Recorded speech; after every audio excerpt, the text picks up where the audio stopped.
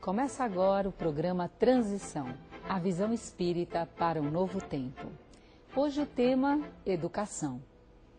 Esse tema vai ser abordado, vai ser aprofundado pelo Raul Teixeira, que é o nosso querido convidado deste programa. Obrigada pela presença novamente, essa presença renovada, Raul. Uma alegria grande, um prazer estar aqui. E esse tema, Educação, vamos começar assim, falando um pouco a respeito. O que é educação, Raul Teixeira?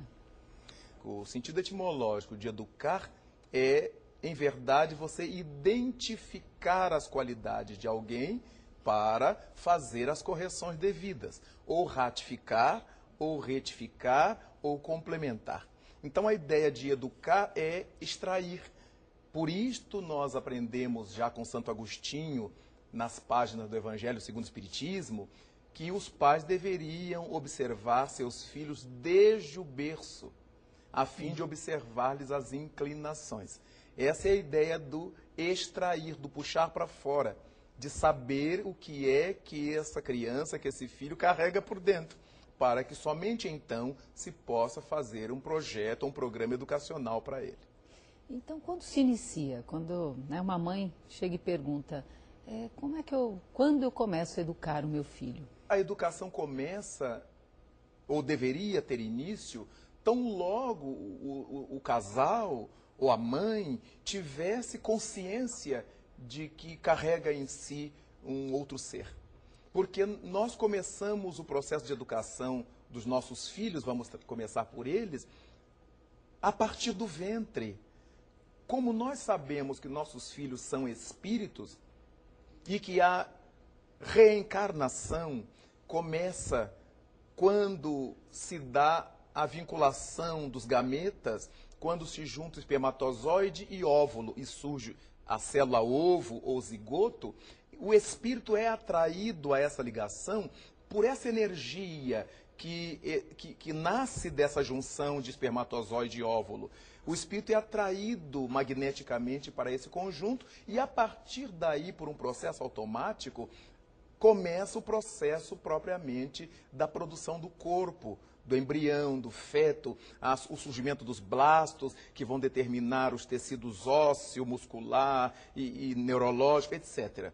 Então, a partir do momento que a mulher sente que está grávida, porque a mulher o sente antes de que o exame médico detecte, sim, é uma questão bem psicológica e bem espiritual, ela já começa a trabalhar esse serzinho dizendo o quanto ama, o quanto amará, o quanto vai tratar bem dele. Claro que o nosso embrião, o nosso feto, não vai ouvir a nossa palavra, vai registrar a nossa vibração, a emissão do nosso sentimento. E se essa emissão for positiva, vai causar sobre o serzinho em elaboração uma impressão positiva. E aí começa o processo. É muito interessante, Delmar, lembrar nessa introdução que quando nós pensamos na educação dos filhos e dessa intervenção desde o ventre, há um aspecto muito interessante que eu gosto sempre de lembrar. É que, tecnicamente, a gestação corresponderia a um processo longo de transe mediúnico, porque a mãe fica ligada ao seu filho que vai nascer. Sim. E o filho ligado à mãe que o vai dar à luz. Então, é importante, por quê? Porque há ocasiões em que a mulher grávida se sente apaixonada pelo seu marido, pelo seu companheiro, muito mais do que o era. E isso vai tomando proporção, indicando-nos que o espírito que está se preparando para vir ao corpo, para nascer no corpo, é ligado ao pai. Sim. Por isso se somam o bem-querer da esposa com o bem-querer do filho que vai nascer, do reencarnante. Então se somam essas ondas psíquicas, se somam esses sentimentos. E a mulher fica hiper apaixonada pelo seu marido. Você colocou um ponto muito importante, porque muito se fala da influência da mãe sobre o feto, da gestante. Ah, mas há contrapartida. Isso, eu lembro, eu tenho 2 gestações. A minha filha, eu tinha um sono na gestação dela, mas um sono. E ela, a característica é dela, porque depois que, até hoje, ela já tem 28 Dorme anos bastante. e ela tem uma qualidade de sono, ela gosta. E na segunda gestação, um alimento, era um legume que eu não tinha tanta preferência, e vem uma preferência, uma atração, um interesse, que depois passa, sim, que a gravidez vai. E essa preferência é dele, não é minha, não é? Isso então, faz, muitas vezes, Delmar, o marido estranhar, porque a mulher estava com aquela paixão toda, nasceu a criança, ela volta ao nível anterior dela. de gostar. Então, para o marido, muitas vezes, se ele não entende o processo, ué, mas você não liga mais para mim, não gosta mais de mim? Não, ela estava somando o seu gostar ao gostar do filho. Muito interessante. Mas também há o caso contrário, que a mulher engravida e vai ficando com ojeriza do marido. Sim. Vai querendo distância dele, até que nasça a criança. E esses quadros podem ser graves. E muitas vezes, ela, quando tem consciência disto, ela sabe que o espírito que vai nascer tem algum antagonismo com o pai.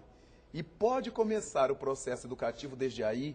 Por quê? Porque ela chama o marido para carinhar o ventre, para ele se dirigir ao filhinho. Nós vamos lhe amar muito, eu vou lhe cuidar muito, você é meu filho amado, esperado.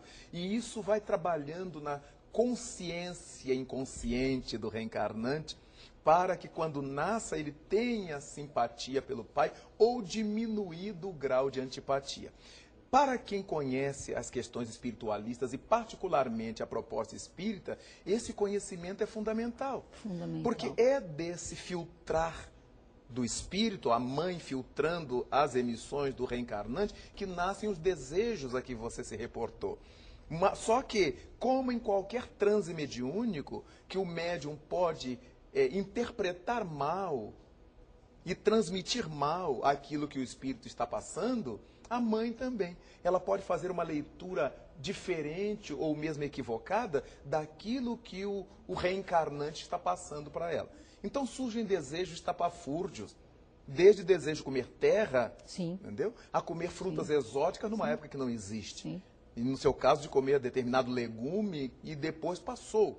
Quer dizer, é uma leitura que se faz. O desejo propriamente dito não tem nada a ver com comer, com beber. É uma emissão psíquica que a gente lê e interpreta. Então, vejamos que o processo da educação pode começar no ventre. E, lamentavelmente, nesse mundo materialista em que a gente vive, muita gente espera para começar a educar seus filhos quando eles cresçam. Sim. Porque aí eles vão entender. Não, já não entenderão mais. Porque eles já terão assimilado outros valores.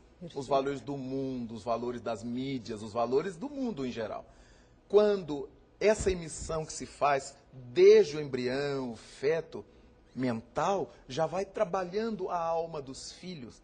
Tanto quanto o espírito age sobre a alma da mãe, a mãe trabalha sobre a alma do filho. E por conseguinte, todo o conjunto que cerca a mulher grávida acaba trabalhando junto à alma do reencarnante. E o processo de educação envolve tudo isto, gradativamente. Aí, a criança cresce, os relacionamentos aparecem. Como é que você vê, então, relacionamentos já entre pais e filhos? É muitíssimo interessante esse relacionamento pais e filhos, porque tem muito desse primeiro momento, como é que os pais recebem os filhos. Sim. Se os recebem com alegria, com boas-vindas, se recebem com mágoa, puxa, mas logo agora, puxa, mas eu queria um menino, puxa, mas eu queria uma menina. Sim. O espírito registra essa emissão como registrava no ventre. Bom. Ele registra aquilo e dentro dele passa a existir um antagonismo para com o pai, para com a mãe. E o pai e a mãe, que estão apaixonados pela criança, não se dão conta de que houve um momento em que eles, de certa maneira, rejeitaram. Rejeitaram pela época socioeconômica que eles estavam vivendo, rejeitaram pelo gênero, eles queriam tal gênero e o médico disse que era outro, rejeitaram por diversas razões. E o espírito registrou essa rejeição. De maneira que, quando nós pensamos nessa relação pais e filhos, é sempre importante nos darmos conta de que nossos filhos são espíritos.